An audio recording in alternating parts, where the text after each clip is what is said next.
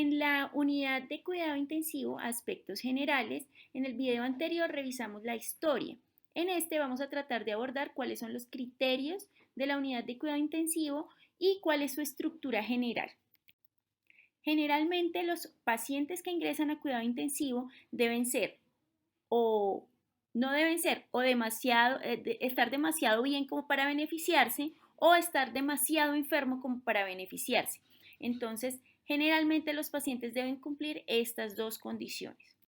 Los factores que se tienen en cuenta a la hora de evaluar la idoneidad de este paciente para el ingreso del cuidado intensivo, pues son diversas, pero incluyen las siguientes: el diagnóstico, su gravedad, su edad, la enfermedad, si tiene alguna enfermedad coexistente, si tiene alguna reserva fisiológica, su pronóstico, la disponibilidad del tratamiento que si se tiene para este paciente y la respuesta al tratamiento hasta la fecha.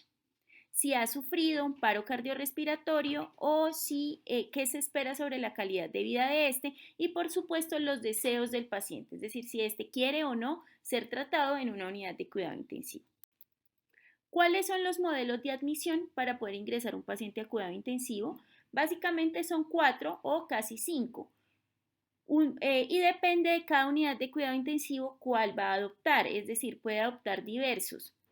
Uno es el modelo de priorización, otro es un modelo por puntuación, otro es un modelo por diagnóstico y el otro es un modelo de gravedad. Miremos cada uno de ellos. Insisto, cada unidad de cuidado intensivo decide cuál modelo de admisión o qué criterios va a utilizar para ingresar a sus pacientes. El primero es el modelo de priorización, que básicamente clasifica a los pacientes en 3 grados de priorización. Grado 1 o son los que deben entrar de inmediato a la unidad de cuidado intensivo, que tienen insuficiencias agudas y no tienen antecedentes de enfermedad, es decir, estamos hablando de un paciente con un trauma, con un accidente de tránsito, cosas así, que necesita monitoreo invasivo inmediato o que necesita monitoreo invasivo prequirúrgico o posquirúrgico. El grado 2 o prioridad 2 están pacientes que ya tienen insuficiencias agudas, pero tienen además enfermedades crónicas y necesitan ingresar a la UCI. Por ejemplo, allí están los programas de apoyo a trasplantes y tenemos una lista de apoyo 1 y apoyo 2 de acuerdo a la escala de TIS, que es una escala que clasifica el cuidado que requieren los pacientes. Ahí vemos un listado de qué sería lo que requerirían en el apoyo 1 y qué sería lo que requerirían en el apoyo 2. Los de prioridad 3 son pacientes que ya tienen una patología crónica muy grave y que se ha agudizado y que probablemente no se van a beneficiar mucho de cuidado intensivo porque han llegado a un punto de no retorno y podrían beneficiarse de cuidado intermedio o cuidado de apoyo paliativo. Aquí tenemos un ejemplo de lo que es un paciente en prioridad 1, es decir, paciente con insuficiencia respiratoria con soporte ventilatorio, shock séptico con monitoreo, que necesita monitoreo hemodinámico y medicamentos vasoactivos o inotrópicos. Entonces, requiere monitoreo y tratamiento en UCI, ventilación mecánica, medicamentos vasoactivos o inotrópicos solo utilizados en la UCI, paciente en shock o posoperatorio o en insuficiencia renal aguda. Aquí tenemos un ejemplo de prioridad 2, es decir, un paciente que ya tenía una enfermedad crónica pero que se ha agudizado, sin embargo, se puede beneficiar. Aquí vemos algunos de los ejemplos, podrían leerlos y tratar de sincronizarse con ellos. Y finalmente el paciente de prioridad 3, es decir, el paciente que está ya tan crítico que es posible que no se beneficie del tratamiento en cuidado intensivo y que se le puede dar una atención de monitoreo, comodidad, cuidado paliativo, pero sin medidas extraordinarias, es decir, sin reanimación cardiopulmonar extrema ni ninguna otra cosa que pueda generar encarnizamiento terapéutico sin realmente tener beneficio para el paciente. También están los de prioridad 4, que no son apropiados para la UCI, ya sea porque no están en estado realmente complicado o porque ya están bajo la supervisión de su médico tratante en un proceso de cuidado paliativo. Ahora, los modelos este fue el modelo de priorización, según la cronicidad o agudez de la enfermedad del paciente. El otro modelo para ingreso es un modelo de puntuación. Es un modelo que se le asigna puntos a los pacientes con base en el deterioro de algunos signos vitales. Aquí tenemos alguna otra información que les puede ampliar un poquito más. Observemos este modelo de puntuación que tiene en cuenta la frecuencia respiratoria, la frecuencia cardíaca, la presión arterial sistólica, temperatura, entre otros, y asigna un puntaje de acuerdo a qué tan grave esté. Aquí tenemos alguna bibliografía por si quieren ampliar la información. Producto de ese score, pues van a salir cuántas horas puede esperar el paciente o si debe ser de atención inmediata, como en este caso que está en rojo, ¿no?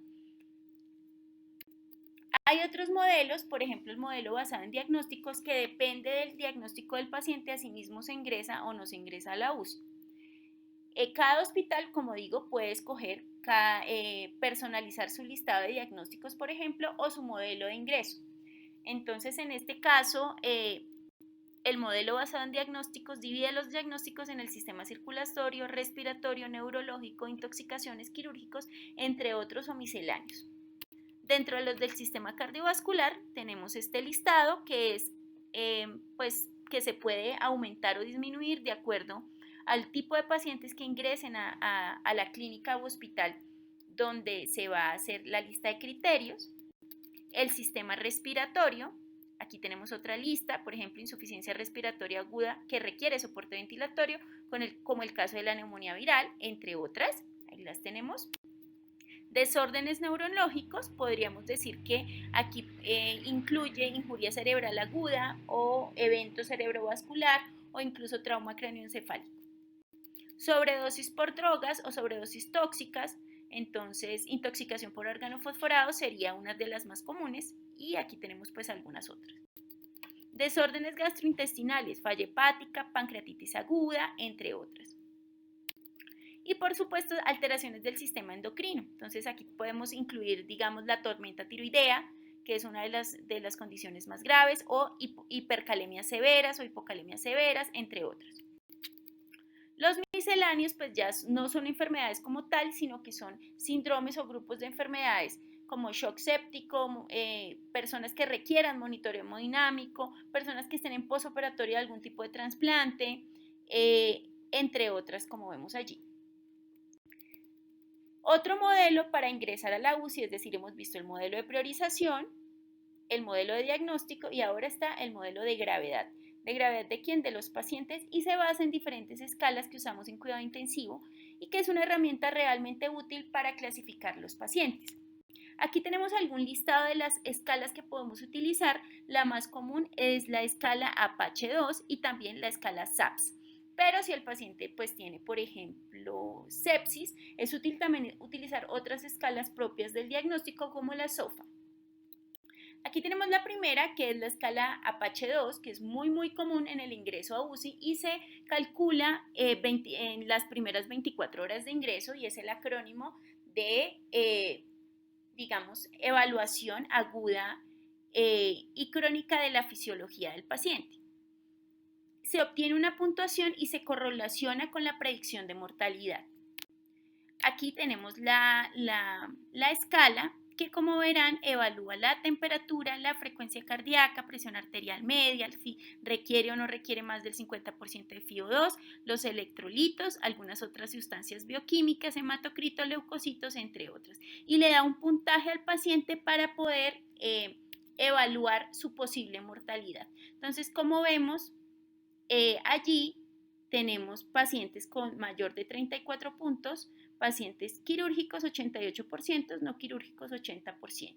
Es decir, está prediciendo la gravedad. Esta escala también está disponible en aplicaciones para que ustedes puedan descargarlas en su teléfono y hacer una cuenta rápida para el ingreso del paciente. Otras escalas son SAPS, que es una escala más simplificada y un poco más fácil. Y pues hay diferentes variables, SAPS2, SAPS3, que se pueden utilizar para el ingreso a la UCI y también se calculan en las primeras 24 horas. Aquí tenemos más o menos cómo serían los parámetros. ha ido cambiando la forma en que se ingresan los pacientes a la UCI. Aquí tenemos un artículo del año 2016 donde discuten mucho sobre la decisión o el triage de la admisión a UCI y cómo se puede mejorar e ir fortaleciendo. También tenemos el modelo por parámetros y objetivos. Entonces vemos ahí que tienen un diagrama de los signos vitales y la imagenología para tomar como base estos valores, es decir, una persona con pulso por debajo de 40 o mayor de 150, pues tendría que estar en la UCI, así como la presión arterial y otros signos vitales. También los valores de laboratorio, pero fíjense que este por objetivo pues se parece mucho al de las escalas que también tiene en cuenta estas variables, ¿cierto? De electrocardiografía o algunos hallazgos físicos, entre otros. Muchísimas gracias. Este fue un video muy corto sobre la historia del cuidado intensivo.